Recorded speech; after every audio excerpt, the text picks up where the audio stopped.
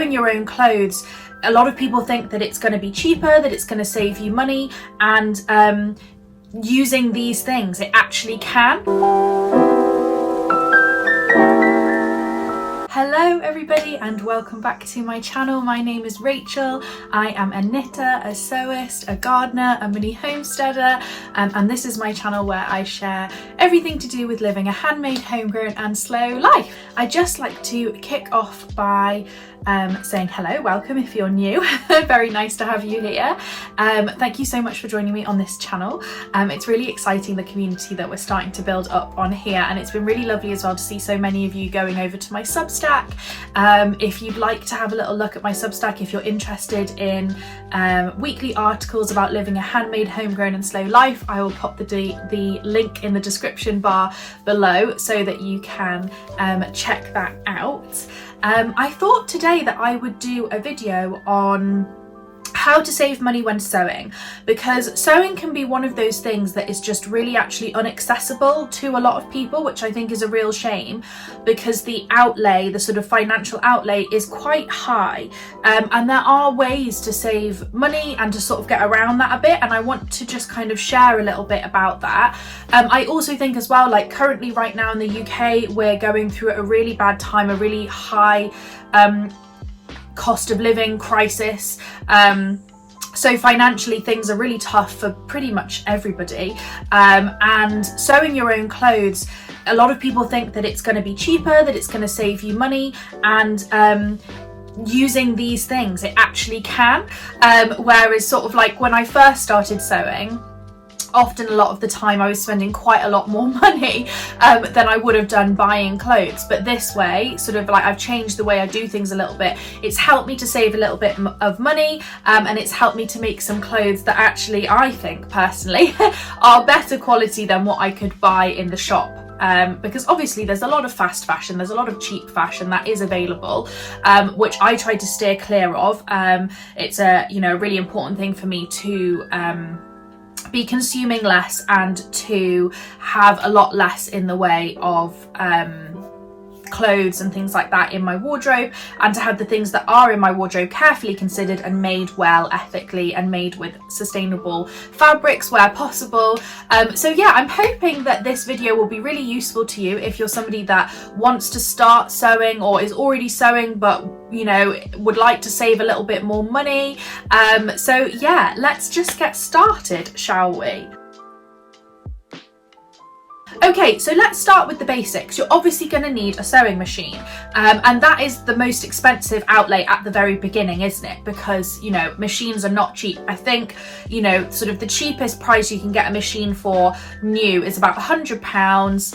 I got my first ever sewing machine from John Lewis, and that's how much it was. It was £100. It was their basic model that they do. I think it is actually created by Janome, but it is branded as a John Lewis machine, and I learnt on that for about 18 months, 2 years, and I did really, really well with it before I then got my Janome, which was a little bit more expensive. And so I would say that if you do have the funds and you do want to buy a new machine, check out John Lewis's range. I will link them below so that you can go and see what I'm talking about, because actually they are a great basic machine, they are great for learning on, they are going to be a really good option for you if that's something that you're wanting to spend.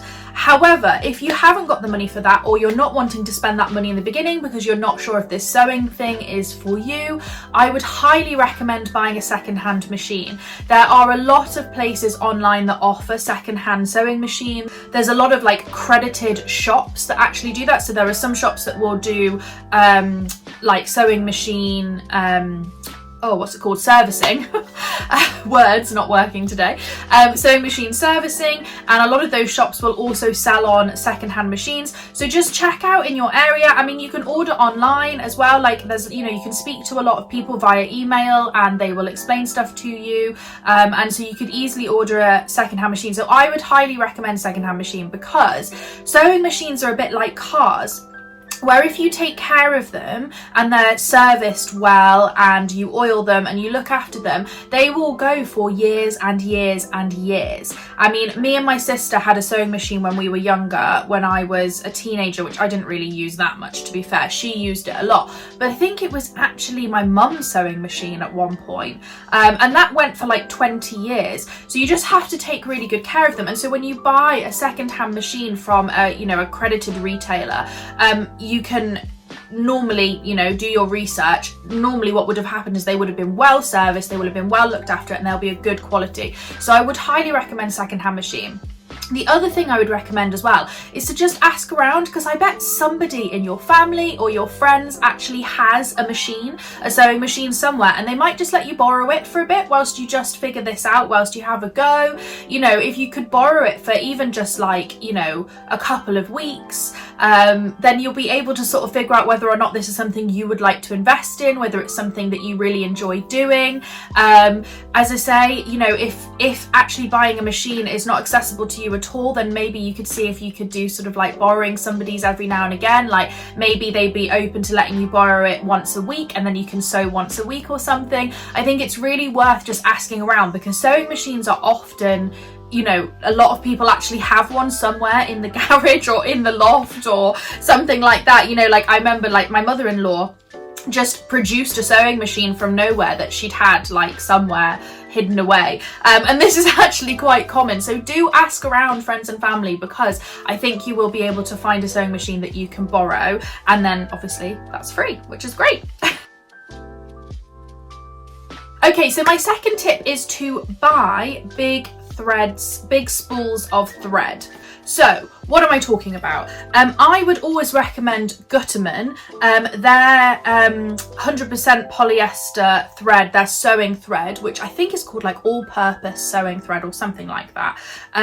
That is a really good one. I use that for basically sewing everything. It glides through the machine, and that's the other thing as well. You know, your higher quality threads are going to mean that your machine lasts longer.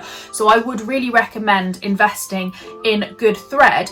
But the expensive thing is when you have to buy a new spool for every single garment because of the colour. So for example, if I bought a red spool of thread to sew this whole garment, it gets quite expensive actually adding that on top of the fabric. So what I do is I tend to buy the Gutterman. Now these are the 1,000 metre, I think that's the biggest you can get. These are 1,000 metres. This is a navy, this is a black. I normally also have a like a cream and a white, and they're out of stock at the moment in my stash. I need to stock up, but I basically have those in my stash, and for every seam that you cannot see, all the inside seams, that's what I use. So for example, on this I would use a white thread. If it was a darker fabric, I would use a blue or a black thread, and all of the inside seams will be done in this thread. And then the top stitching, I will buy a very small amount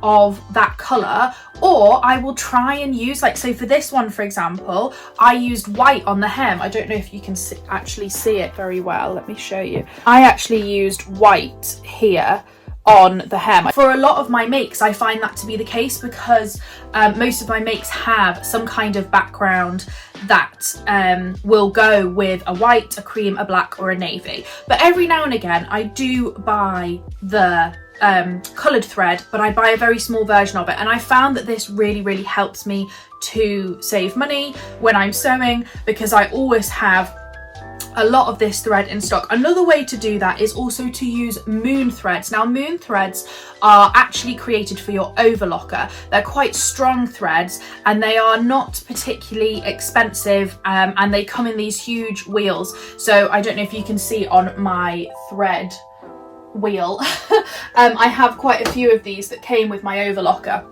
Now that's a really great way of saving money as well, because they're actually quite cheap.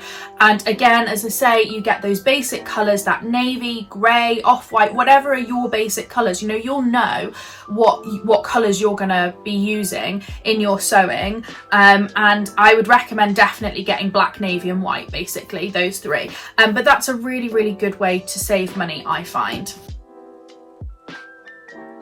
Okay, so our next tips are all going to be about fabric and where we can save money on fabric. Now, fabric can be very expensive, and that's the one thing that I find makes your garments more expensive than if you were to buy them in the shop. Now, I would argue that the quality of the fabric that you can buy is often much higher than what you can get in the shop, and I would say that often when I've wanted, so for example, I really love the brand Pink City, which produces really beautiful flowy summer dresses in hand block printed Indian fabric from Rajasthan. Those dresses are very expensive, and I can buy the fabric and make something similar for half the price. So I would definitely say that they're like the quality of the fabric that you get. If you went to the shop, you wouldn't get that quality. However, I do understand that it's very expensive to buy fabric, and that is often a real drawback for a lot of people. If you're trying to save money, you're trying to be thrifty, or even, you know, you're a beginner and you don't want to spend all that money in the beginning. And obviously it's very tempting to buy cheaper fabrics, to buy, you know, synthetic fabrics, to go on eBay and buy polycottons and things like that. But they are bad for the planet. They are often uncomfortable to wear. They're not breathable. I'm just not a fan of doing that. So my recommendations would be, number one, to thrift your fabric. I've just pulled a few examples of my thrifted fabric so I can show you. So what I'm talking about is, in England, they're called charity shops. I think in Australia, they're called op shops. In America, they're called thrift shops, whatever you call it.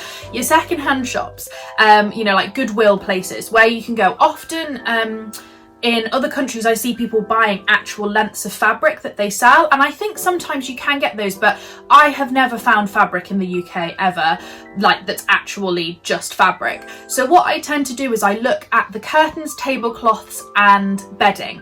And these are a really great way to get quite a lot of fabric for a very, very small amount. So let me just show you some of the things I've got. So this bed sheet, which is this beautiful vintage design, I've actually already cut a dress out in it. This was £10 and it was a double duvet, so it was like, oh gosh, I don't know, like 4 meters worth of fabric. This was a single duvet, which I already made a dress out of, but I've got quite a lot left, so I'm going to be making a blouse out of this. That was, again, £10. I got that off Etsy. These I picked up recently from a charity shop whilst I was on holiday. This is a single duvet set and pillowcase. It's got a different design on the front, so it's got that stripy design with like a seersucker type thing, and then this plain stripe on the back. And I think when I worked out that basically a single duvet is like 2.5 meters of fabric on one side, and then obviously another 2.5 on the other, so it's like 5 meters of fabric. So I'm going to be making a maxi dress out of this very soon. This is a pair of curtains. Oh, I should say that duvet that I've just shown you, the single duvet, was £4. £4 for a duvet and a pillowcase, which is going to make a full maxi dress. This curtains, I got 2 of these, quite a lot of fabric. I think I measured it and it was about 3.5 meters with a width of like 135 or 140. These curtains I got for £10 from the charity shop. And then this, again, is another single set duvet with a pillowcase, really sweet. I'm going to make a little nightie out of this. It's got this lovely ruffle on it already, which I'm hoping to use like for the sleeves. So this was £4 from the charity shop. So there's just some examples of some really, really nice fabric which I have picked up really quite cheaply over the years in charity shops, secondhand shops. So I would really suggest that, especially when you're first learning and you really want to save money and you don't want to cut into fabric that you're particularly precious about, although I am quite precious about these because I feel like they're real finds. It does sometimes take a bit of looking, and I think, you know, every time you happen to be by a charity shop or an op shop, just pop in and see what they've got, and it's about, you know, sort of picking things up when you see them. You won't necessarily be able to go shopping and get fabric. You know, if you really want a summer dress and you go shopping to 3 charity shops, you may not find anything. So it is important to be looking, you know, whilst you're out and about. But I would also say that it's very rare that I go on Etsy and I don't find a vintage bed sheet for like 10 or 15 pounds, which would be perfect for the dress that I want to make. I'm probably going to do that fairly soon because I've got an event in September that is a vintage event, and I really want to make something with a vintage bed sheet. So I will have a little look on Etsy and I'll see what I can find. And that is often a really cheap way of doing things, and also I find actually that bed sheets are really soft and comfortable to wear. It's particularly helpful in the summer, but you know, curtains make great jackets. I mean, those curtains that I showed you are actually quite stretchy, soft fabrics. I'm going to be making a dress out of those soon, which I will actually be filming a vlog for that, so make sure you subscribe so you don't miss out on that one. But yeah, that would be my top tip for saving money when it comes to fabric. Now, if you want it to be a little bit more complicated, you could also go to op shops or look in your wardrobe and pull out clothes that you don't wear, especially clothes that are quite, so if you're in the charity shop, clothes that are bigger than you, so like, you know, that are oversized or that are, you know, big, like gathered skirts or whatever, and you can seam rip them or cut them, whatever, and lay all the fabric out and see how much is there. So I'm hoping at some point to make a tweed skirt, and my plan is to go to the charity shop, buy a bunch of old tweed jackets because there are so many there and they're always quite cheap because nobody wants them, and to undo all the seams, lay the fabric out and see how much I've actually got there and see what I can work with. That's a really great way of doing it, and you can just go into your own wardrobe. Another option as well is to ask around with your friends and just be like, are you giving anything away to charity? My mum before has been giving away a load of bed sheets and I've said, can I have those please, thank you very much. And that's a really useful way to do it, to like ask around, and you can actually get that for free. You don't even have to buy it from the charity shop. So, you know, check out what you've already got in the house, clothes, bedding, etc. I've actually got a couple of old bed sheets because we recently got some nice new bedding for our bed, funnily enough, and I've got a few bed sheets now in my stash which I think are going to make some great pajamas. So, you know, just check out what you've already got, have a little look. As I say, bed sheets for me are like the number one because they are really good, and often you can get like fleecy ones, cotton ones, any of that kind of stuff. So do check those out. Stash sales would be my next tip. So check out on Instagram for when people are selling their stash. So a stash, if you don't know, is basically all of your fabric. So if you're a sewist like me or a knitter, you can see my stash. I have a lot of things that I've bought over time that I've collected. I've been out and about and I've gone, oh, that's nice yarn, that's nice fabric, I'll buy that, I'll put it away, and I haven't made anything with it yet. And then for a lot of people that will sit there for a year, 2 years, and they've still not made anything with it, and it's just sitting there, and they think, actually, you know what, I'm just going to sell this. So they'll pop on and they will sell it. So I recently bought something, let me just grab it for you. I recently bought this fabric, which is a beautiful sage double gauze fabric, absolutely perfect, from a friend who was selling from her stash, and she was selling it cheaper. I think it was about £8 or £10 cheaper than it would have been when she bought it new, because often that's what people will do. Some people will charge what they paid for it because at the end of the day it's unused fabric, but a lot of people will actually charge less, so you can save a bit of money with that. So I would recommend looking out for stash sales. I think people do their stash sales on Depop and things like that as well, so it's worth like typing in stash sale into Depop. I know that Vinted doesn't allow you to sell craft items. I know people do, but Vinted doesn't allow you to sell craft items, but you could check Vinted for bed sheets and tablecloths and things like that.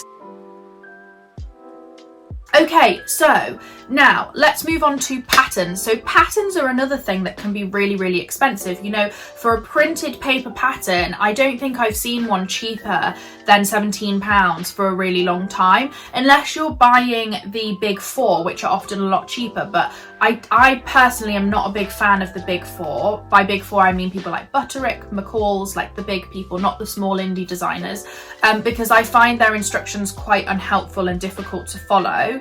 They are cheaper, so that is definitely an option. Check out that. Free patterns are a really great option when you're first getting started and you want to save some money, or like me, you're just wanting to be a bit more thrifty this year and you're wanting to save more money with your sewing. So The first place I would suggest you check out is Peppermint magazine. They have a huge collection online of beautiful free patterns. Now you do need to print them out yourself. They are PDF patterns, so you do need to print them out yourself. But you know, once it's printed out and cut out and stuck together and everything, you've then got it as a pattern. So there's a few that I've got my eye on that I'm thinking of using this year. There's a pajama set that I particularly like, that I would like to make some pajamas out of. So I would really recommend Peppermint magazine. Now, my second recommendation would actually be the library. So the local library here has a lot of sewing books, crafting books, etc. But also you can order in. There is a charge to reserve and order books in from another library, but you can look at the catalogue and you can order things in. And often sewing books come with patterns. So for example, all of the Tilly and the Buttons patterns, all of the Tilly and the Buttons sewing books come with patterns which are folded up and put into the back. Now you have to trace these off. You obviously couldn't cut them out and keep them from the library, but you would have to trace them off anyway, even if you owned the book. So I would highly recommend buying some good quality tracing paper. It's not very much off Amazon, and then you can trace out all of the patterns if you want to during the 3 weeks or whatever, however long your local library lends you books for. So I would really recommend checking out your local library. The books are also a great investment because like the Tilly and the Buttons books, I think are £25 each, and you get, you know, like 10 patterns in them. So that is a great way if you did want to buy it yourself, but maybe get them from the library first, see what you think, have a look at the patterns, and if you like them, then maybe you can invest in the book. Okay, so then my next tip for free patterns would be to beg, borrow and steal.